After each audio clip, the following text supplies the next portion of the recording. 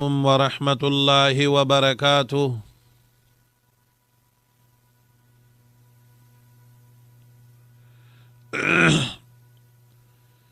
اللهم صل على سيدنا ومولانا محمد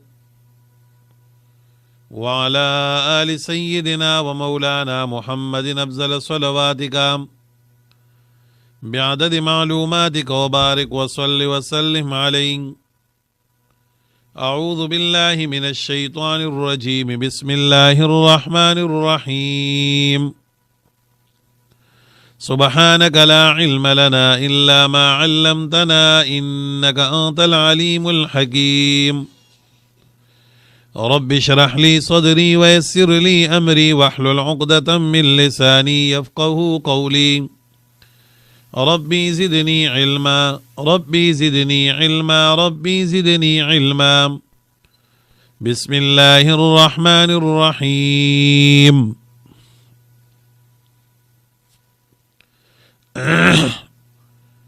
منگا اصول بیانول باقی اصولو کی الحمدللہ سو مباحث بیان شو.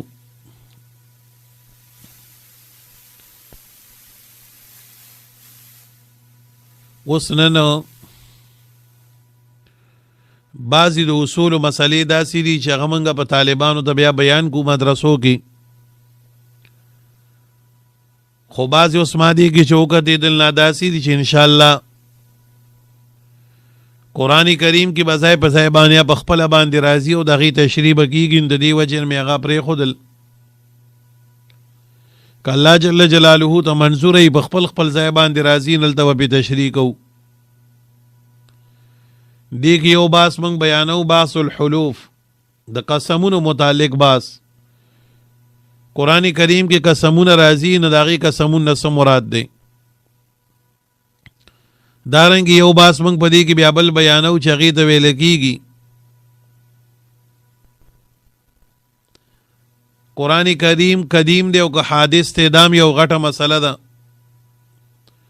خدا بیا موږ مدرسه کې بیانو، دلته کې صرف انشاءالله په خپل ځای باندې چې د دې کله انشاءالله د تشریح وخت راشي بیا به پې تشریح وکړو.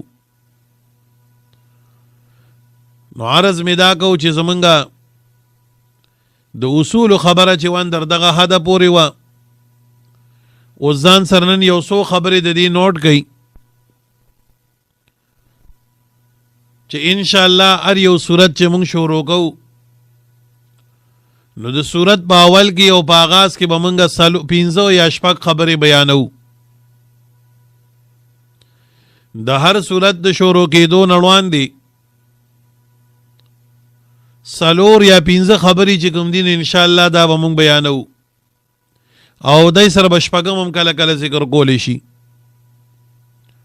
اجمالا نظام سره نوٹ کوي بیا دوام. لومبے نمبر چې کوم دین د صورت نوم،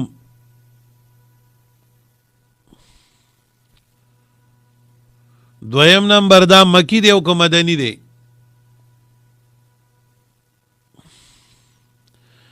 دریم نمبر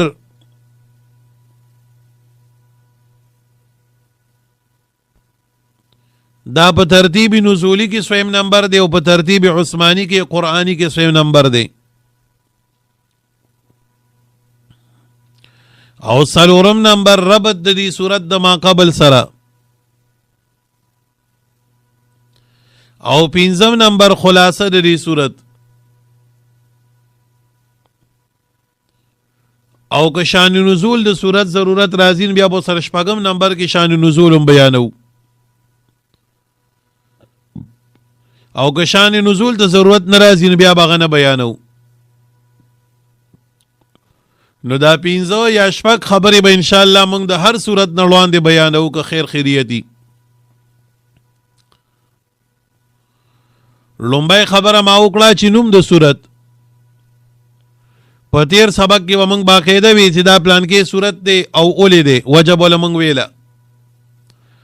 دې ته سوره نبأ وی اولی ورته وی، سوره نازعات ورته وی اولی ورته وی، دې ته وی وجه تسمیه.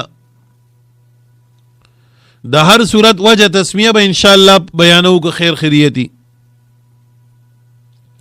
دویم نمبر دا خبره به ذکر کو چې دا صورت مکی دی او که مدنی دی. دریم نمبر دا خبره به انشاءالله ذکر کو چې د دې صورت په ترتیب عثماني کې سویم نمبر دی او په ترتیب د نزول کې سویم نمبر دی.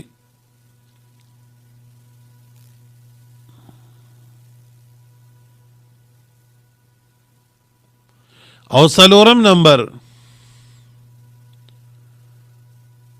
په دې ترتیب سره به انشاءالله منګه د دې ما قبل صورت سره د دې صورت ربط سره دا بم بیانو. او پنځم نمبر د دې صورت خلاصه سره او ما وی د شپږم نمبر به کله بیانو او کله نه، موقع او محل ته به ګورو. اوس راشئ لومبي نمبر ته. دا نوم د صورت چې کوم دی دا بولې بیانو، د دې بیانولو بنیادي وجه بسی. نو دا نوم د صورت چې موږ بیانو انشاءالله، نو هر صورت د الله تعالی یو نوم ورکړی دی. لکه سورة الفاتحه، سورة البقره، سوره آل عمران. نو د دې نوم وجه به موږ بیانو چې دې صورت دا صورت نوم اولی اخلي. لکه موږ به ووایو دې صورت د سوره فاتحه ځکه وایي چې فاتحه د افتتاح نه ده او د دې صورت باندې د قرآن کریم فتح او آغاز شوی دی. د سوره فاتحه لپاره به انشاءالله ګڼ نومونه بیانو. دې صورت د سوره بقره ځکه وایي چې بقره ویل کېږي غوا ته، او دې صورت کې هم چې کوم دی نو بني اسرائیلو ته الله تعالی د ذبح حکم کړو. نو بیا به هغې کې تشریح کوو که خیر په خپل وخت باندې چې دا تسمیت الکل باسم الجز د قبیلې نه دی. خو لیکن یاد لرئ د هر صورت نه وړاندې انشاءالله دغه صورت نوم دا به موږ ذکر کوو که خیر خیریت وي. دویم نمبر دا صورت مکی دی او که مدنی دی. لکه تیر سبق کې به تاسو اورېدل موږ به وایي پلان کې صورت مدني، پلان کې صورت یا مکی. اوس دا مکی کم صورت ته ویل کېږي او مدني کم صورت ته وایي. نو علماو لیکلي دي چې کوم یو قول پکې دا دی لومبنی چې کوم صورت په مکه کې نازل شوی دی هغه ته مکی وایي، او کوم چې مدینه منوره کې نازل شوی دی هغه ته مدني وایي. خو دا تعریف ډېر خوندناک نه دی. مونږ وایو بعضې صورتونه خو داسې دي چې په لاره کې نازل شوي دي، نو هغې ته به بیا سبیلي او یا طریقي وایي. بعضې صورتونه داسې دي چې په نبي علیه الصلاة والسلام باندې سفرونو کې نازل شوي دي. تبوک کې نازل شوی دی، مثال شام کې نازل شوی دی، خیبر کې نازل شوی دی. ته بیا څه وایي؟ دا تعریف څه ښکلی نه دی. ښکلی تعریف چې کوم دی هغه دا دی چې کوم صورت د رسول پاک صلی الله علیه وسلم د هجرت نه وړاندې نازل شوی دی هغې ته ویل کېږي مکی. خو هغه هر ځای کې نازل شوی خو دور مکی و. که په لاره باندې دی، که په کور کې دی، که په مسجد حرام کې دی، که په سفر کې دی، خو چې د هجرت نه وړاندې دی دغه دور مکی دی، نو دغه صورت ته به موږ مکی صورت وایو. او کوم صورت چې د نبی کریم صلی الله علیه وسلم د هجرت نه وروسته نازل شوی دی، که هر ځای کې نازل شوی دی، نو هغې صورت ته به موږ مدني صورت وایو. د اصل پہچان او آسان پہچان شو. قبل الهجرت چې کوم دین هغې ته مکی وی، او بعد الهجرت چې کوم دین هغې ته مدني وی. درېمه خبره، دا صورت په ترتیب نزولی کې سویم نمبر دی او په ترتیب مصحف عثمانی یا په ترتیب عثمانی کې سویم نمبر دی.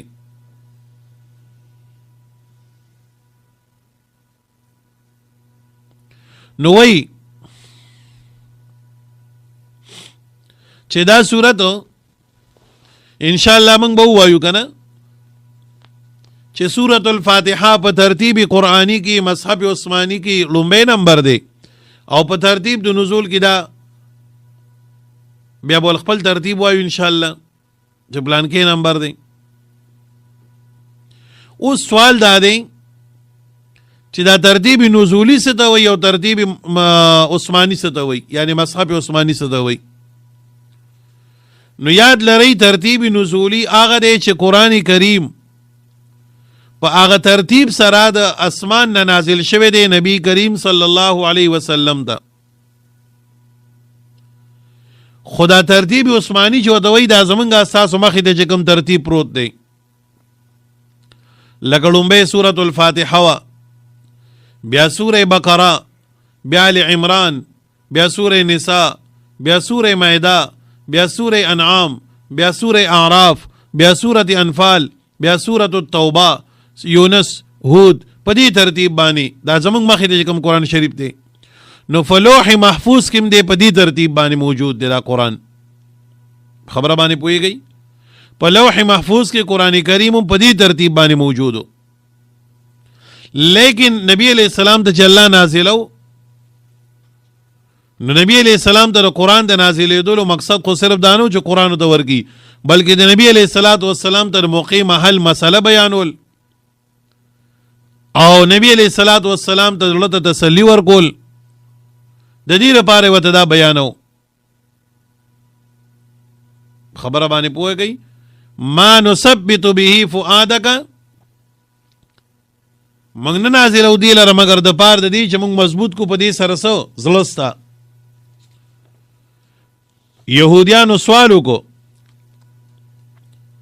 مشرکانو سوال وکړو که چېرې دا قرآن کریم یو حق کتاب وي نو دا پیغمبر علیه السلام ته نازل شو یکمشو په یو دغه باندې. دا سوال دی کوم ځای کې کړو؟ په سورة الفرقان 19 سپاره کې آیت نمبر 32 کې 19 سپاره چې کوم پیج باندې شروع کیږي په دغه باندې د سوالو کو سوال سو کو وقال الذين كفروا واي آگا سان چې دی کفر کړی دی لولا نزل ولی نشي نازلولی علیه په دې پیغمبر صلی الله علیه وسلم باندې القرآن و قرآن کریم یا ولی نازلیږي په دې پیغمبر باندې دا قرآن جملة واحدة یکمش. نو الله تعالی فرمای کذالک کاف د تشبیه لپاره دی اے انزلناه نجمن منگ نازل کړی دی قرآن کریم لره کستوار لګ د سره پاره لنثبت به فؤادک د پار د دې چې موږ مضبوط کو په دې سره زړستا ورتلناه ترتیلا او موږ ولو دی لره په ترتیل سره تجوید سره. بل حکمت د لګ نازلې دو سره ولا یاتونک دیرات لنکی تاتا بمثلن په یو سوال باندې الا جئناک مگر من راتلو ګدا د بالحق په جواب داغي سره واحسن تفسیر او په ډیر خسته تفسیر داغي باندې. نو ګوره پیغمبر علیه السلام نه بچا د حج متعلق تاسو کو الله تعالی به حج آیت راولېګو، کچا بر جهاد تاسو کو جهاد کوم براغه، کدی میراث تاسو به کو میراث کوم براغه، کدی لعان مکبرالن د لعان آیاتونه برالل. نو قرآن کریم الله تعالی نبی علیہ السلام ته لګ نازل او د سره باره یو نثبت بی فؤادک چې موږ په ستارلو مضبوط کو. دویم چې تی تجوید سره ولولې. دریم چې دیتا نه کوم سوال کوي دا غي جواب راشي. نو قرآن کریم الله د موقع او د مصلحت مطابق لګ نازلو. نو دې په هغه ترتیب نه نازلې د چې کوم ترتیب په لوح محفوظ کې د قرآنو په لوح محفوظ کې قرآن کریم په دې شکل باندې پروت دی. دا زمونږ ستا مخې ته چې کوم دی. نو نبی علیہ السلام ته اول سورة العلق راغی اقرأ باسم ربک الذی خلق. نو بیا ورته سورة قلم راغی. نو بیا مزمل او مدثر او فاتحه په دې ترتیب باندې قرآن بیا نازلېدو. د موقع مناسبت سره به هغه شانتي راتلل او صحابه فرمایي چې موږ ته نبی علیہ السلام وی چې دا آیاتونه په سورې مزمل کې ولګوي او دا آیاتونه سورې توبه کې ولګوي او دا آیاتونه په سورې چې کوم دی یوسف کې ولګوي، په داسې ترتیب سره به نازلېدو. نو نبی علیہ السلام ته چې کوم ترتیب باندې نازل شوی دی هغې ته وایي ترتیبي نزولی ورته وایي. او حضرت عثمان رضی الله تعالی عنہ په دور کې نو نبی علیہ الصلوۃ والسلام د وفات نه بعد چې کوم دی نو قرآن کریم داسې مصحف شکل کې او محفوظ شکل کې نو فرمایي چې عمر فاروق رضی الله تعالی عنہ یو ځل حضرت ابوبکر صدیق رضی الله عنه ته وی چې امیر المؤمنین ګوره دا حافظان زمونږ نه وفات کیږي قاریان د دنیا نه روان دي اسې نه چې یو وخت داسې راشي چې قرآن کریم بیا چاته یاد نی یا محفوظ نی نو که داسې وکړی شي چې دا قرآن کریم د حافظانو د سینو نه او دارنګې چې چا ځان سره په څه باندې لیکلی د کجورو پاڼو نه د سرمنو نه د ګټو نه دا موږ راټول کو یو ترتیب ولې ورکو دا به ډېره غوره نو ابوبکر صدیق رضی الله عنه فرمایي چې زما سینه په دې باندې نه کولاوېده چې نبی علیہ السلام یو کار نه کړی زه څنګه وکم خو بار بار د دې مطالبه زما غ سینه الله په دې باندې کولا وکړه او هغه امر وکړ بیا هغه مشهور صحابه کرام چا کاتبین وحی نو غیر علل او دغه په امر باندې دا قرآن کریم یو ترتیب ته راوستي دو نو بیا هغه مصحف چې کوم دین ابوبکر صدیق صاحب سره او دغه نه بعد عمر فاروق رضی الله تعالی عنہ سره پروتو د عمر فاروق رضی الله تعالی عنہ نه بعد دور راغی د حضرت عثمان رضی الله تعالی عنہ د چا دور راغی د حضرت عثمان رضی الله تعالی عنہ نو د حضرت عثمان رضی الله تعالی عنہ په دور کې یو مسله راوچته شو بنیادی ځایدار دې توقع دی یو مسله راوچته شو او هغه مسله دا وزګه چې قرآن کریم الله نازل کړی دی انزل القرآن بسبعه احرف على سبعه احرف قرآن کریم الله تعالی په وو دغه باندې نازل کړی دی لغتونو باندې قراتونو باندې دا قاریان حضرات چې تلاوت کوي نو دوی پکې هغه وایي کنه نو بیا مسله دا و چې مختلف قسم خلکو به تلاوت کو چا به چې کوم دینو په یو طرز باندې چا په بل لغت باندې نو حضرت عثمان رضی الله تعالی عنہ د خلکو وی چې ګوردام سبب د اختلاف ګرځي او دا خبره یو طرف ته کول غواړي نو حضرت عثمان رضی الله تعالی عنہ چې کوم دینه کاتبین وحی صحابه کرام را جمع کړل او هغه دی وی چې تاسو راشي او قرآن کریم چې کوم دینه اولی کوي خو کوم ځای کې چې تاسو په لغت کې اختلاف راځي نو د قریش والا لغت چې کوم دین هغه له ترجیح ورکوي ځکه نبی علیہ الصلوۃ والسلام قریشی دی نو بس هغه یقین او حضرت حفصه رضی الله تعالی عنها چې حضرت عمر فاروق رضی الله تعالی عنہ لوروا او د نبی علیہ السلام بیبي وا هغه ته سوال جواب لګو چې دا سره کم د پلار د لاس وغه مصحف ته قرآن مجید د نامنګ لګرا کوي بیا به د درګو خو موږ دی او ترتیب ول ورکو نغی ولا هغه قرآن کریم راولېګو او عثمان رضی الله تعالی عنہ چې کوم دین کاتبین کینول او د قریش په لغت باندې د موږ د کوم قرآن شریف پروت دی ولیکو او بیا د غي په دور حکومت کې دا شایم شو چاپیره گورنرانو ته ولیکو چې بس دا قرآن بلولول شي نور کې نه بنوي نو بس داغې نه بعد چې کوم دین قرآن کریم دا موږ جو دوای چې دا په ترتیب د عثمان کې نو عثمان رضی الله تعالی عنہ دی له دغه ترتیب ورکړو ښا دا ترتیب عثماني وته یا وای یا مذهب عثماني چې وته وای د دې بنیادی وجه دا ده ښا دا کتابونه لیکلي دي او دی وجه په ډېرو ګرځیدم چې دا څه وجه کې دی شي ځکه پروسه کال په ما باندې یو طالب سوال کړو زمونږ د دې سبق والنو مدرسه کې سبق وی خو ما دې چیرې چې دا څه وجه چې قرآن نازل شي په یو ترتیب دین پاغه ترتیب نزولی خنو چې دا سیدي نو دې په زو ګرځیدم الله تعالی راته ملاو کړه دا وجه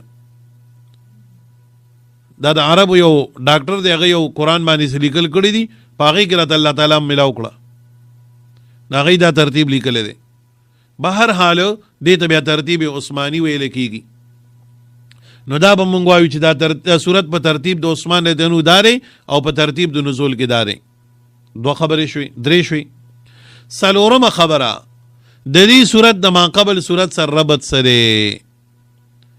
راشي اوس دی دا ربط څه ته وایي ربط ویل کېږي تړل ربط څه ته وایي تړل ومن رباط الخيل او تړل د اسانو. قرآن کې الله فرمایي او په اصطلاح د مفسرینو کې ربط څه ته وایي؟ یعنی د یو صورت د مضمون د بل صورت د مضمون سره ملاول. په ما قبل صورت کې کوم مضمون بیان شوی نو د ما بعد صورت د مضمون سره د دې په کم نسبت باندې ربط دی. دا بیا موږ وایو که نه هلته مسله د توحید و او دلته مسله د توحید ده، او کله وایو هلته کې مسله د توحید و اثبات د توحید و دې صورت کې چې کوم دین رد د شرک دی او دا دواړه چې کوم دین یو بل سره لازم او ملزوم دي. نو بیا هغه ربطونه موږ وایو انشاءالله په خپل خپل ځای کې به وایو،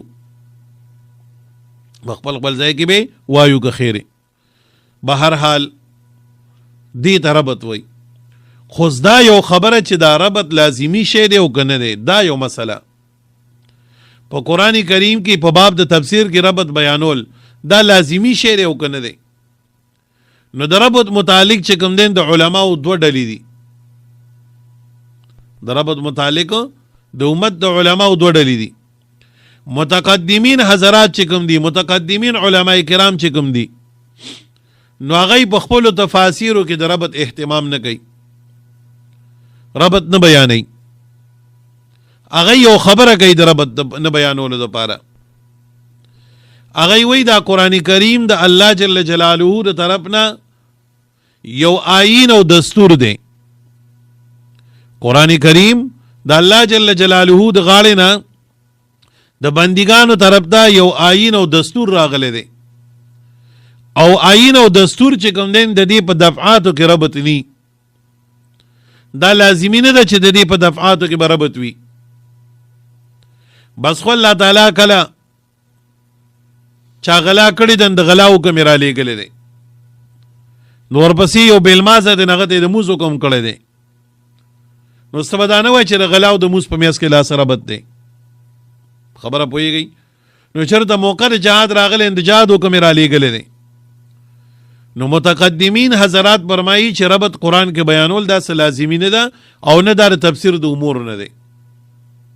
دا هم یاد لرئ، د قرآن کریم تفسیر ګوره په ربط باندې موقوف نه دی. که چا ربط بیان کوم او که بیان هم نه کو، د تفسیر سره د دې تعلق نشته. دا یو ذوقي شیز دی، داسې به ووایو ښه.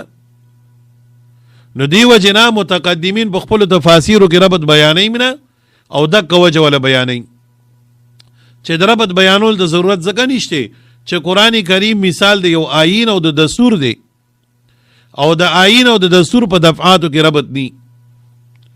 لکه مثال د هغې در کوم، زمونږ پارلیمنٹ قومي اسمبلی یو آیینو کې لکه اوس دا 26وی ترمیم جو شو، یو ترمیمو کې په یو دغه کې قانون جوړ کی. نو په هغې کې یو مسله لیکلي چې دا چل بی د ایجوکیشن متعلق، نو ډایرک ورپسې لیکلي چې د هیلث متعلق به دا خبرئ او د پلانکي متعلق به دا خبرئ. نو څوک به دا وایي چې ودې د ایجوکیشن او د هیلث په میس کې ربط نشته. مونږ وایي نه، دا خو آیین او قانون جوړ کړه، د دې ربط سره سویم تعلق دی. نو متقدمین حضرات هم دقه خبره کوي چې د قرآن کریم په مضامینو کې ربط ویل څه لازمي ځکه نه دي چې دا آیین دی او دستور دی بس. متأخرین حضرات وایي نه، وی د عام انسان په خبرو کې چې کله ربط او مناسبت نی نو یې بنده له خوند نه ورکوي. لکه موږ پښتانه وایو پلان کې مایلس کوي خو یو غر او بل غرولي نو څه خبره باندې بنده پوه نشي. موږ وایو که نه پلان کې خبرې کوي خو یو غر او بل غر جنګوي نو بنده پې پوهېږي نه دی څه وایي. نه وایي د عام انسان په خبرو کې چې ربط نی، سمون نی، برابروالی نی، نو یې خوند نه کوي. نو بیا خدا د بادشاه کلام دی، د الله کلام دی، نو په دې کې چې یو بل سره ربط نی نو خوند به نی. نو په یو طریقه باندې به د دې لپاره ربط بیانو. نو تاسو ګورئ د رستنو مفسرینو د متاخرینو حضراتو فتفاسیرو کې بیا د ربط ډېر اهتمام شوی دی، او باقاعده په دې باندې خلکو کتابونه لیکلي دي، علماو حضراتو په دې باندې کتابونه لیکلي دي د ربط متعلق. الربط بین الصور، الربط بین الآیات، چا د آیاتونو په میاس کې، چا د سورتونو په میاس کې، چا د رکوګانو په میاس کې پوره ربطونه بیان کړي دي او په دې باندې مستقل کتابونه لیکلي دي. نو حاصل به زه دا ووایم چې دا ربط چې کوم دی نو په باب د تفسیر کې لازمي شی نه دی او یو ذوقي شیز دی. که چا بیان کو انو اومو خوان به پیدا شي، کلام به مزین شي. که چا بیان نکو نغه په باب د تفسیر کې چې کم دین څه کمزور نشي ګڼلی. خبره پوه شوي؟ نو دا ربط د تفسیر د لوازماتو نه دی او یو ذوقي امر دی. د لوازماتو نه دی او یو ذوقي امر دی. نو د امر ذوقي د وجې نه متأخرین بیانوي او متقدمینو دې طرف ته ذهاب نه دی کړی. دا څلور خبرې شوې. پنځم نمبر خبره خلاصه د صورت. انشاءالله موږ به د هر صورت په اول کې دا خبره بیانو چې د دې صورت خلاصه څه ده. نو خلاصه ویل کېږي چې دا صورت کوم مضامین بیانوي نو څه بیانوي. نو انشاءالله به بیا موږ وایو چې دا صورت چې کوم دی نو دې کې توحید او متعلقات د توحید او رسالت او شبهات متعلق د رسالت او سره مسله د قیامت او اثبات د صداقت د قرآن، دا بیا سر کې مونږ وایو کنه نو دې ته ویل کېږي خلاصه. نو دا به انشاءالله د هر صورت نه وړاندې بیانو که الله ته منظور وي. آخري نمبر شپږم نمبر چې دا به د بعضې صورتونو کې وي او بعضې کې بني، دې ته ویل کېږي شان نزول، وجه د نزول، سبب د نزول.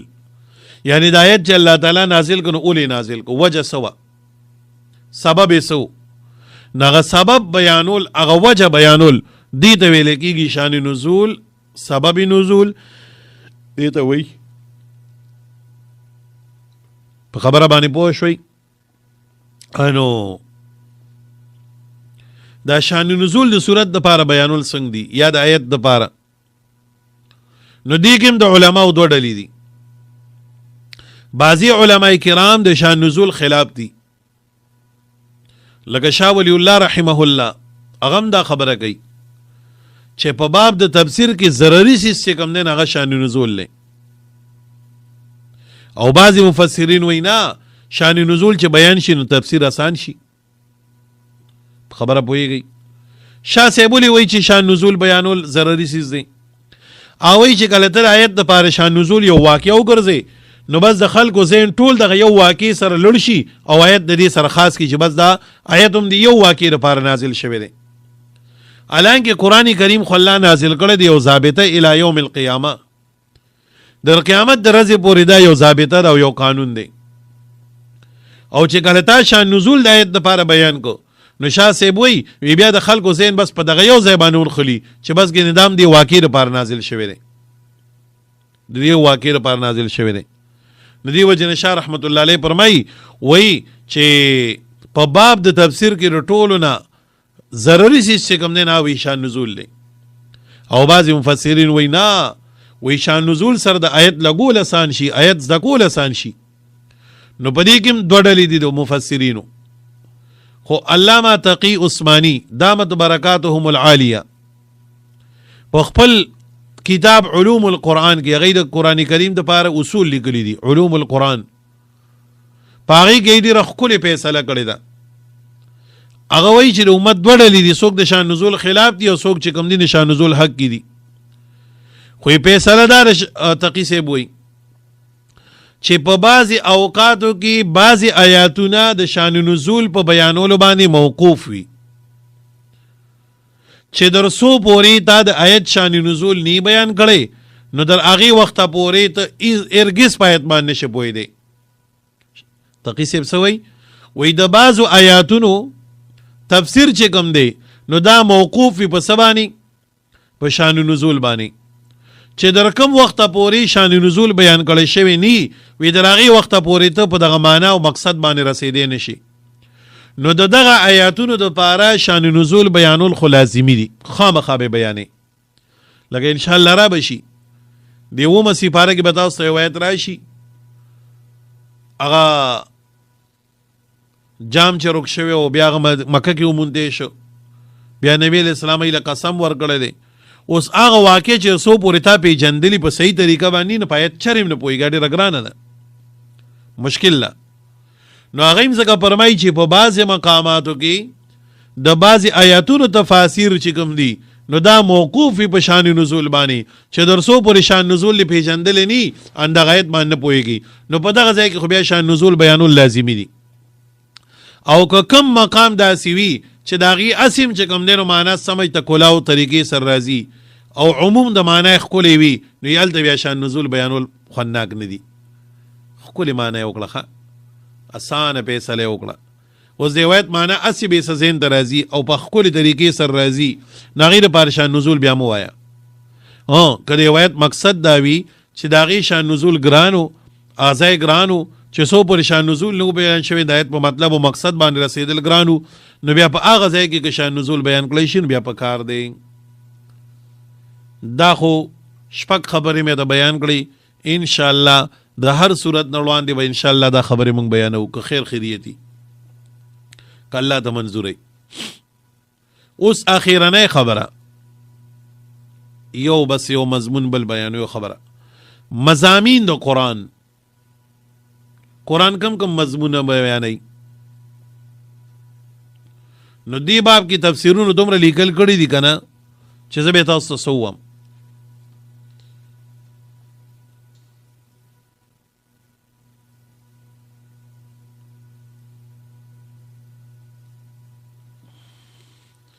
مضامین د قرآن نو اشرف علی تانوی رحمت الله علیه فرمایي چې قرآن کریم چې کوم دی نو د درې مضامین بیانوي. تانوی صاحب وایي قرآن کریم درې مضامین بیانوي. نمبر 1 توحید د الله تعالی،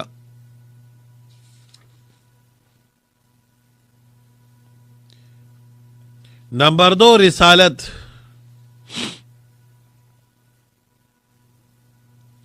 او نمبر 3 معاد د مرګ نه بعد دوباره ژوند.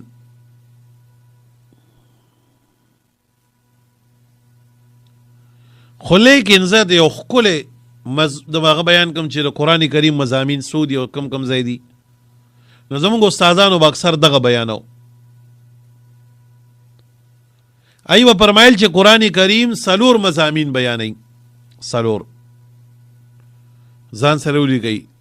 نمبر 1 خالقیت چې خالق صرف او صرف څوک دی؟ الله. نمبر 2 تربیت د هر چیز مربی څوک دی؟ الله. او نمبر 3 برکت هر چیز له خیر او برکت څوک ورکوي؟ الله.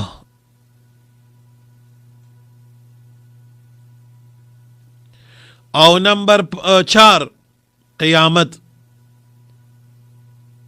دا دنیا چې ختم شي یو نوی عالم به جوړیږي، آبادی به الله تعالی دا خلق دوباره یو بل عالم ته به منتقل کوي چې ته څه وایي؟ قیامت ورته وایي. دغه قیامت به څوک راولي؟ الله. نو دا حضرات وی او دا امام رازی رحمت الله علیه لیکلی دی کبیر کې، علامه حسین علی رحمت الله علیه بیان کړی دی او زموږ استادانو هم بیانول چې قرآن دا 4 مضامین بیانوي: خالقیت، تربیت، برکت او قیامت.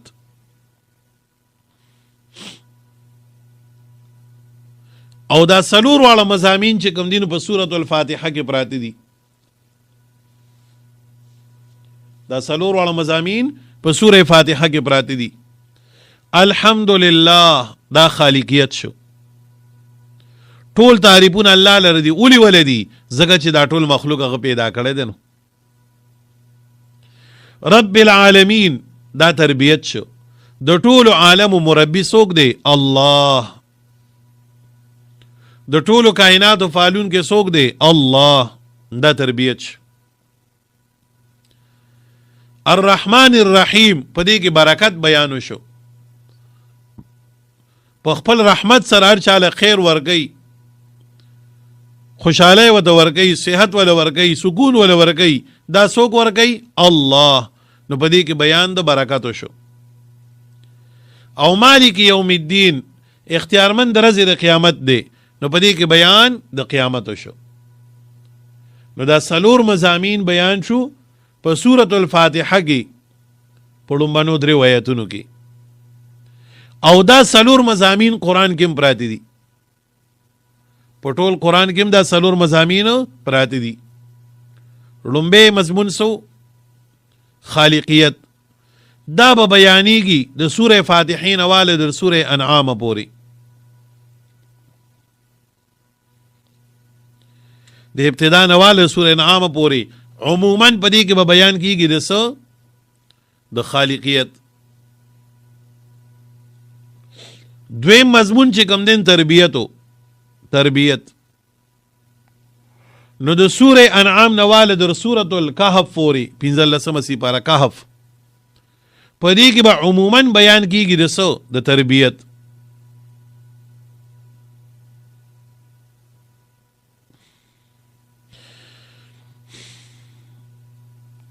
او د سوره کهف نواله در سوره سبا پورې 22 کې سوره سبا پورې په دې کې به غالبا عموما بیان کیږي د څه؟ د برکت.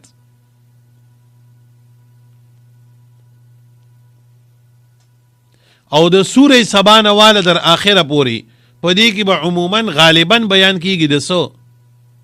د قیامت. تاسو دې د اخیرو سپارو کې تش قیامت خبرې وي،